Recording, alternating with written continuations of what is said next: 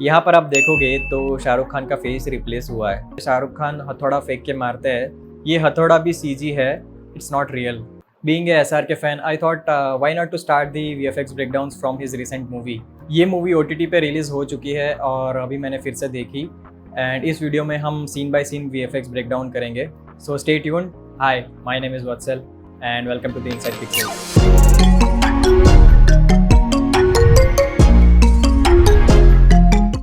कुछ मूवीज़ होती है जो सिर्फ VFX ड्रिवन होती है, कुछ मूवीज़ होती है जो सिर्फ स्टोरी ड्रिवन होती है, फिर कुछ मूवीज़ होती है जिसमें दोनों ही खराब होता है, और कुछ मूवीज़ होती है जिसमें दोनों ही चीज़ें सही होती है और पब्लिक बार बार थिएटर में देखना पसंद करती है। तो यहाँ पे ये जो लास्ट वाला फॉर्मूला है ना, ये फाइनली शाहरुख खान के हाथ में लग गया है। जो अभी पिछले कुछ सालों से साउथ इंडियन सिनेमा में चीज़ें चलने लगी है, जो ऑडियंस एक्चुअल में पसंद कर रही है, बीट वो फिर KGF हो या बाहुबली हो। सो इंस्टेड की बॉलीवुड के कोई डायरेक्टर को ऐसे पकड़ के उस तरीके की फिल्म बनाना, शाहरुख खान ने क्या किया कि वहीं के डायरेक्टर को पकड़ के ऐसे फिल्म बना दी। Yes, it's a massy theatrical watch directed by Atlee with the music of Anirudh. So इस मूवी के VFX ब्रेकडाउन में हम मेनली बात करेंगे SR के entry sequence, metro sequence, hospital sequence, Vikram Rathore entry sequence, high sequence and lastly jail वाला सीक्वेंस। इस मूवी का VFX किया है बट ऑब्वियस रेड चिलीज ने with the budget of more than 200 crores and uncounted sleepless nights। VFX artist, you know what I mean।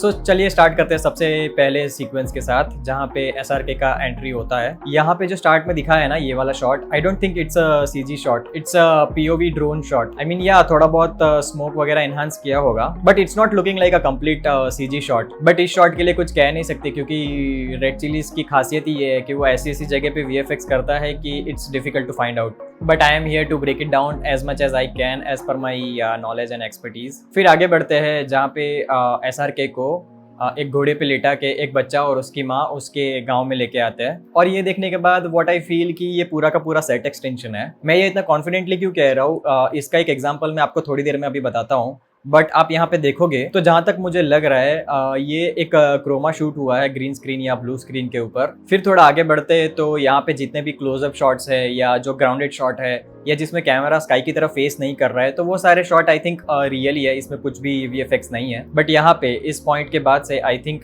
It's a chroma shot, यहाँ पे set extension हुआ है। अब जो मैंने आपको बताया कि मैं इतना कॉन्फिडेंटली कैसे कह पा रहा हूँ कि ये क्रोमा शूट ही है, तो आप यहाँ पे देखोगे ये 2 फ्रेम्स में ये जो छत का पार्ट है वो ऐसे बाहर आ रहा है, और यहाँ पे ये जो एक पेड़ का डंडी है वो भी एक फ्रेम के लिए गायब हो रहा है। तो इसलिए मुझे लग रहा है कि इट्स अ क्रोमा शॉट। अब ऐसा क्यों हुआ कि वो जो पेड़ का डंडी था वो एक फ्रेम के लिए गायब हो रहा था? सो इसके मल्टीपल रीजन हो सकते हैं, बट मैं आपको इसके पॉसिबल 1-2 रीजन बताता हूँ। एक पॉसिबल रीजन ये हो सकता है कि उस जगह पे जहाँ पे वो डंडी है वहाँ पे क्रोमा अच्छा नहीं होगा, तो उसकी वजह से वो डंडी को मैन्युअली रोटो से कट करना पड़ा होगा, और मे बी वो एक फ्रेम के लिए वो रोटो मिस हो गया हो डंडी का। दूसरा रीजन ये हो सकता है कि क्रोमा भी अच्छा हो वहाँ पे, बट जब उसको रिमूव कर रहे थे तब उन्होंने ध्यान नहीं दिया कि ये एक फ्रेम के लिए गायब हो रहा है यहाँ पे, मतलब दिखा नहीं हो कि वहाँ पे वो एक फ्रेम के लिए गायब हो रहा है, और मे बी ये चीज़ किसी के ध्यान में ना आई हो। अब उनको थोड़ी ना पता था कि फ्यूचर में कोई इनसाइड पिक्चर्स नाम का चैनल खोलेगा और ऐसे फ्रेम बाय फ्रेम शॉट को जाके देखेगा। बाय द वे, इसको मैं कोई मिस्टेक के पॉइंट ऑफ व्यू से नहीं बता रहा हूँ, मिस्टेक को हम कोई और वीडियो में डिस्कस करेंगे। वो तो मैं ऐसे ही फाइंड आउट कर रहा था कि मैजिक कहाँ पे हुआ है, तो इसके लिए मैं फिर ऐसे शॉट को फ्रेम बाय फ्रेम देख रहा था और मुझे ये ग्लिच दिख गया। बट अगर मैं आपको नहीं बताता तो आपको पता भी नहीं चलता कि यहाँ पे ये क्रोमा शॉट हुआ है एंड देन सेट एक्सटेंशन हुआ है पूरा। पता है ना, वो कहते हैं कि आर्टिस्ट लोग हमेशा अपने आर्ट में कहीं ना कहीं पे अपनी कुछ तो भी सिग्नेचर छोड़ते हैं। हम VFX आर्टिस्ट का भी वैसा ही है, कितना भी ट्राई करो बनी एक फ्रेम तो एक फ्रेम पर कुछ ना कुछ तो छूट ही जाता है। वेल, आगे बढ़ते हैं। फिर गाँव में एक बाबा जी रहते हैं जो हमारे SRK का इलाज करते हैं, और यहाँ पे ना मुझे छोटा सा ग्लिच फिर से दिखा, तो मैंने सोचा वो भी पॉइंट आउट कर देता हूँ। इस सीन में यहाँ पे ये कुछ बच्चे इनको परेशान करने के लिए आते हैं, तो आप यहाँ पे देखोगे ये जो विंडो वाला शॉट है ये भी कंप्लीट क्रोमा शॉट है। और ग्लिच छोटा सा ये है कि यहाँ पे आप ये फायर को देखोगे ना, तो ये फायर एक फ्रेम के लिए कट हो जाती है, और फायर के सराउंडिंग में भी ना एक ब्लैक कलर का एज आपको ट्रैवल होता हुआ दिखेगा। अब ऐसा क्यों? तो माइट भी ऐसा हुआ होगा कि ये जो फायर है उसको अलग से यहाँ पे कंपोजिट किया गया होगा। फायर का कोई ग्रीन स्क्रीन फुटेज होगा जिसमें क्रोमा रिमूव करके वो फायर को यहाँ पे ऐड किया गया होगा। बट जब क्रोमा रिमूव कर रहे थे तब उसका जो ट्रांसपेरेंसी लेवल रखना चाहिए वो थोड़ा सा हार्ड हो गया होगा, जिसकी वजह से ये फायर के सराउंडिंग में ना आपको एक ब्लैक होलो एज दिखेगी। तो वो उसकी वजह से हो रहा है। काफी ज्यादा टेक्निकल में घुस गया ना मैं। तो बेसिकली ऐसा समझो कि वो फायर जब लाइव शूट कर रहे थे तब नहीं थी, फायर को कहीं और से उठा के लाया, और वो जो ब्लैक एज वाली चीज मैंने बोली वो क्रोमा ठीक से रिमूव नहीं हुआ है, उसकी वजह से हो रहा था। आई थिंक इससे सिंपल वे में समझाने के लिए मुझे ओम सर के पास जाना पड़ेगा। फिर वो गांव में कुछ तो पूजा चल रही होती है, और यहाँ पर भी आप देखोगे तो again it's a chroma shot, क्योंकि ये वही सेम लोकेशन है जो अभी हमने कुछ शॉट्स पहले देखी थी। और फिर शुरू होता है मेन मसाला। गांव में अचानक से गुंडे आ जाते हैं और लोगों को बुरी तरीके से मारना चालू करते हैं। तो जैसे यहाँ पे अभी एक्शन स्टार्ट हुआ है, मैं भी पूरा घुस जाता हूँ उसके अंदर और आपको बताता हूँ कि इसमें क्या क्या चीजें सीजी है। तो यहाँ पे आप देखोगे तो एक लेडी है जो एक बच्चे को लेके वेल के पास बैठी है, और एक गोली आके ये लेडी को लगती है और वो बच्चे के साथ ऐसे वेल में गिर जाती है। और अगर आप यहाँ पे देखोगे तो ये बच्चा रियल नहीं है, मतलब बट ऑब्वियस सी बात है वो तो रियल नहीं होगा, बट ऐसा लग रहा है कि वो प्रोस्थेटिक से बनाया गया है। फिर यहाँ पे ये जो घोड़े के ऊपर फायर दिखाई है, ये भी बट ऑब्वियस है कि सीजी फायर ही होगी, बट ये सीजी फायर देख के बिल्कुल भी नहीं लग रहा है कि ये सीजी है। और फिर यहाँ पे ये बंदा इस बच्चे की माँ के गाल पे ऐसे तलवार रखता है, और साथ ही साथ हमें बैकग्राउंड में वो भी सुनाई देता है कि वो जो बाबा जी थे वो ऐसे भगवान को प्रे कर रहे हैं कि उनको कोई आके बचा ले।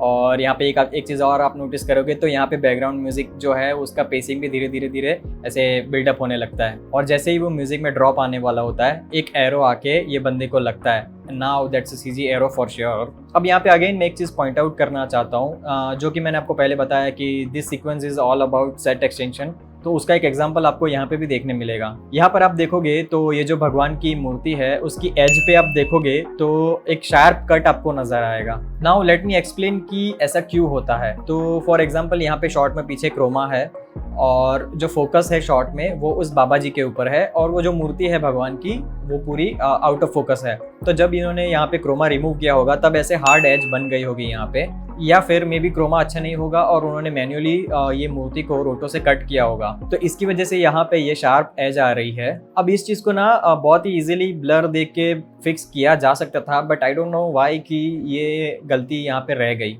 और दोनों ही केस में ऐसा इसलिए होता है कि आप किसी डीप फोकस ऑब्जेक्ट को या कैरेक्टर को ऐसे कट करते हो तब ये हार्ड एज वहाँ पे आ ही जाती है, उसको ब्लर देख के ही ठीक करना पड़ता है। और यहाँ पे ऐसा भी नहीं है कि ये कोई 1-2 फ्रेम के लिए आ रहा है, ये ऑलमोस्ट 2 सेकंड का शॉट है। और यहाँ पर ही आप ऊपर लीव्स को देखोगे ना तो वो भी थोड़े से ऐसे कटआउट लग रहे हैं। सो यहाँ पे आई वुड से कि इट्स नॉट अबाउट कि ये कितना खराब है, आई think it's all about perfection. खैर फिर यहाँ पे सेल आउट में होती है शाहरुख खान की एंट्री। तो यहाँ पर भी आप देखोगे तो ये जो क्लिफ है जिसपे शाहरुख खान खड़े हैं तो ये पूरा क्रोमा शॉट होगा, and rest everything is CG. One thing I want to mention here कि ऐसे टाइप के शॉट में ना प्री प्लानिंग बहुत ज़रूरी होती है, क्योंकि यहाँ पर आप देखोगे तो प्रॉपरली ऐसे शाहरुख खान के पीछे से उनके ऊपर लाइट मारी गई है। This is really a visual treat. और यहाँ पे फिर क्रोमा रिमूव करके स्काई को ऐड किया है, और स्काई में भी वही रियल लाइटिंग के टाइमिंग के हिसाब से थंडर्स को डाला गया है। आई नो दिस टेक्निक क्योंकि मैंने भी अपने कुछ शॉट्स में ये चीज़ करी थी। लिटिल मरमेड करके एक मूवी आई थी अभी, तो उस मूवी के कुछ शॉट्स में मैंने भी यही सेम चीज़ करी थी। हमारे पास जो फुटेज आया था उसमें ब्लू स्क्रीन पे शूट हुआ था, और वो शूटिंग के टाइम ही उन्होंने कुछ तो ऐसे थंडर्स वाले लाइटिंग इफेक्ट्स किए थे, और फिर हमको वो क्रोमा हटा के वहाँ पे स्काई ऐड करना था, और स्काई में भी वही सेम रियल लाइटिंग के टाइमिंग के हिसाब से थंडर्स को ऐड करना था। और फिर आता है शाहरुख खान का ये वाला जंप। यहाँ पे तो आई एम स्पीचलेस। यहाँ पर भी ऐसे कैरेक्टर को एकदम पावरफुल दिखाने के लिए आप देखोगे तो शाहरुख खान के दोनों साइड से ऐसे थंडर्स निकल रहे हैं, मतलब ये देख के ऐसा ही लगता है कि शाहरुख खान के अंदर से ही ऐसे बिजली निकल रही है। फिर जब लैंड होके ये फाइट वाले सीन्स स्टार्ट होते हैं ना, तब आई फील कि जितने क्लोजअप वाले शॉट है उसमें तो रियल शाहरुख खान ही है, बट जितने फास्ट वाले एक्शंस है उसमें उनका फेस रिप्लेसमेंट किया है, यानी कि वो सारे एक्शंस जो उनका स्टंट डबल होगा उसने किया होगा, and then later on Shahrukh Khan के रियल फेस को वो स्टंट मैन के फेस से रिप्लेस कर दिया होगा। लेट मी शो यू कि कहाँ कहाँ पे फेस रिप्लेस हुआ है। यहाँ पर आप देखोगे तो शाहरुख खान का फेस रिप्लेस हुआ है, और ये जो फायर है ये भी सीजी है। नाउ यू में आस्क कि आपको कैसे पता चला कि यहाँ पे शाहरुख खान का फेस रिप्लेस हुआ है, तो आप यहाँ पे देखोगे शाहरुख खान मार तो इस बंदे को रहे पर देख कहीं और रहे। अब ऐसा क्यों होता है? तो जब जो स्टंट डबल होगा वो ये एक्शन को परफॉर्म कर रहा होगा तब वो तो इस बंदे के आंखों में आंखें डाल के ही देख रहा होगा, बट जब फेस रिप्लेस होता है तो वहाँ पे बाकी सब चीज़ें तो मैनेज हो जाती है, बाकी सब फेस का मूवमेंट, एनिमेशन वो सब मैनेज हो जाता है, but the difficult part is eye contact. Face replacement में ऐसे आई कॉन्टैक्ट को मैच करना इट्स वेरी डिफ़िकल्ट। तो यहाँ पे क्या हुआ है कि शाहरुख खान के फेस को ऐसे क्रोमा पे शूट कर लिया होगा अलग से with all the makeup and everything, और फिर वो जो स्टंटमैन है उसके फेस को ट्रैक करके वो ट्रैक में शाहरुख खान के फेस को ऐसे बिठाया गया होगा। सो इस प्रोसेस में आप पर्सपेक्टिव तो मैच कर लोगे, but it's very difficult to match the eye contact. फिर आगे ऐसे दो बंदे आके शाहरुख खान के फेस पे मारते हैं, और यहाँ पे भी आप देखोगे तो ये फायर है वो सीजी है। तो दोनों बंदे ऐसे फेस पे मारते हैं और फिर धीरे धीरे शाहरुख खान का फेस रिवील होना स्टार्ट होता है, और यहाँ पे भी आई एम डैम श्योर कि इट्स सीजी फेस। फिर 2-3 कट्स में हमें एक्सट्रीम क्लोजअप वाले शाहरुख खान के शॉट्स दिखाते हैं, तो ये सारे रियल है, बट यहाँ पे जो कैमरा के सामने ऐसे क्लॉथ गिर रहा है, फायर वाला क्लॉथ ऐसे गिर रहा है, वो सब अलग से कंपोजिट किया गया होगा। And then the final reveal of Shahrukh Khan. और यहाँ पे एक चीज़ दिखी मुझे जो काफ़ी इंटरेस्टिंग लगी। आप यहाँ पे देखोगे तो ये वाली जो फायर है ये शाहरुख खान के हेड के साथ ऐसे पीछे नहीं जा रही। नाउ ऐसा क्यों हुआ होगा, लेट मी टेल यू। जब हम ऐसे किसी कैरेक्टर के ऊपर फायर या स्मोक जनरेट करते हैं सीजी में, तो उस प्रोसेस में क्या होता है कि उस कैरेक्टर का एक बेसिक एनिमेशन होता है, और फिर वो एनिमेशन के ऊपर सीजी फायर या स्मोक जनरेट करते हैं। तो फॉर एग्जांपल यहाँ पे शाहरुख खान जो है वो अपने हेड को ऐसे पीछे लेके जा रहे हैं, तो यहाँ पे ये फायर को जनरेट करने के लिए 3D में शाहरुख खान का ये फेस का एक मॉडल बनाया गया होगा, और वो मॉडल को एग्जैक्ट एनिमेट किया गया होगा जो आपको अभी यहाँ पे रियल फुटेज में दिख रहा है।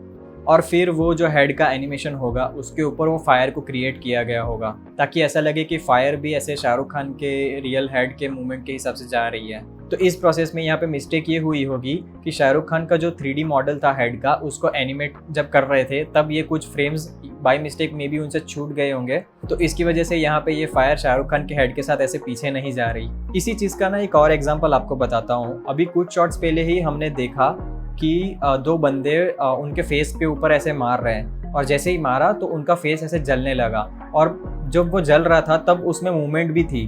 तो वहाँ पे भी ये सेम टेक्निक यूज़ हुई है, पर वहाँ पे ये चीज़ प्रॉपरली हुई है। मतलब कि जो 3D मॉडल था हेड का, उसको ऐसे एनिमेट किया गया है रियल मूवमेंट के हिसाब से, और वहाँ पे वो मूवमेंट प्रॉपर हुआ है, वो एनिमेशन प्रॉपर हुआ है, जिसकी वजह से वो फायर भी ऐसे लग रहा है हमें कि वो हेड के साथ ही वैसे मूव हो रही है। This is just a observation, ये ऐसा कुछ बहुत बड़ा मिस्टेक नहीं है, पर मेरा तो अब काम ही ये है कि ये सब ढूंढना कि कहाँ पे VFX हुआ है, सो जस्ट बता रहा हूँ। फिर क्या होता है कि शाहरुख खान ऐसे थॉर बन के सबको हथौड़े से मारने लगते हैं, और यहाँ पर तो आई एम डैम श्योर कि it's a CG face replacement.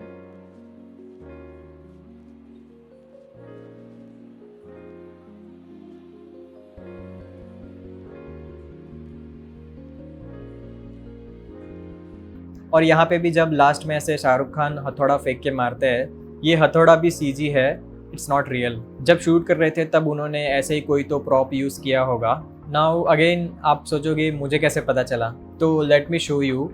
आप यहाँ पे देखोगे तो Shahrukh Khan is not actually holding the हथौड़ा, मतलब कि आप यहाँ पे देखोगे तो हथौड़े का जो कांटेक्ट है वो मिसिंग है। तो फॉर एग्जांपल मैंने यहाँ पे ये हाथ में बॉटल पकड़ी है, अब मुझे ये बॉटल को रिप्लेस करना है हथौड़े से, तो ये जो बॉटल का साइज़ है एग्जैक्ट वही साइज़ का मुझे हथौड़ा रखना पड़ेगा, राइट। पर यहाँ पर आप देखोगे तो हथौड़े का साइज़ छोटा है, और जो प्रॉप उन्होंने यूज़ किया था शूट के वक्त वो बड़ा होगा। तो यहाँ पे इट्स क्लियरली विजिबल कि जो सीजी हथौड़ा है और जो प्रॉप उन्होंने यूज़ किया था both are not matching. But एक चीज़ यहाँ पे मैं और कहना चाहता हूँ कि चलो मान लिया कि यहाँ पे इनको सीजी हथौड़ा क्रिएट करना पड़ा, बट ये शॉट में यहाँ पे शाहरुख खान के फेस को क्यों रिप्लेस करने की ज़रूरत पड़ी? ये शॉट में तो इजीली शाहरुख खान सर से एक्टिंग करवा लेते। यहाँ पे आई डोंट थिंक कि फेस रिप्लेसमेंट की इतनी ज़्यादा ज़रूरत थी। What do you think guys? फिर ये हथौड़ा आके इस बंदे को लगता है और हमें स्लो मोशन में दिखाते हैं कि ये हथौड़ा ऐसे हवा में नीचे गिर रहा है। दैट्स अ सीजी हथौड़ा फॉर श्योर, क्योंकि ये जो दो शॉट है इन दोनों शॉट में आप देखोगे तो ये दूसरे शॉट में हथौड़ा रेड है, पर उसके पहले वाले शॉट में वो उतना रेड नहीं है।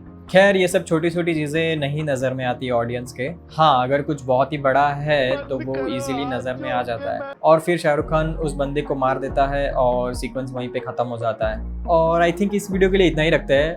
बाकी सीक्वेंस का ब्रेकडाउन हम नेक्स्ट वीडियो में करते हैं, नहीं तो वीडियो काफ़ी लंबी हो जाएगी। जवान VFX ब्रेकडाउन सीरीज़ को मैंने एक ही बार में रिकॉर्ड कर लिया था, बट जब मैं उसको एडिट करने बैठा तब मुझे पता चला कि एक सीन का ब्रेकडाउन में ही ऑलमोस्ट 15 मिनट का वीडियो बन रहा है। तो वीडियो के स्टार्ट में जब मैंने आपको बताया था कि हम ये 6 सीक्वेंसेस का VFX ब्रेकडाउन करने वाले हैं, तो बाकी सीक्वेंसेस का ब्रेकडाउन हम नेक्स्ट वीडियो में करते हैं। होपफुली इस सीरीज़ को मैं 3 पार्ट में डिवाइड करने वाला हूँ। So stay tuned. तब तक के लिए if you like the video then make sure to give a thumbs up, and if you like this type of content then make sure to subscribe to the channel and turn on the bell notification to never miss any update, and I'll see you in the next one. Bye.